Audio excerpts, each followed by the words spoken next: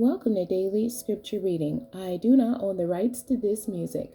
Deuteronomy chapter 23, beginning at verse 1 and ending at verse 8. This is the English Standard Version. Those excluded from the assembly.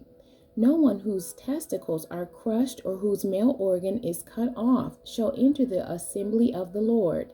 No one born of a forbidden union may enter the assembly of the Lord, even to the 10th generation. None of his descendants may enter the assembly of the Lord.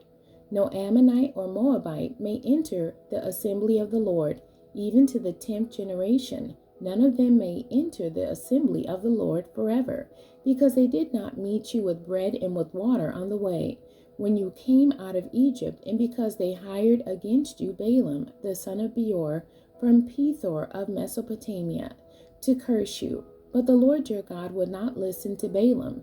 Instead, the Lord your God turned the curse into a blessing for you, because the Lord your God loved you. You shall not seek their peace or their prosperity all your days forever. You shall not abhor an Edomite, for he is your brother. You shall not abhor an Egyptian, because you were a sojourner in his land. Children born to them in the 3rd generation may enter the assembly of the Lord. The end. God bless you, and thank you for joining me today.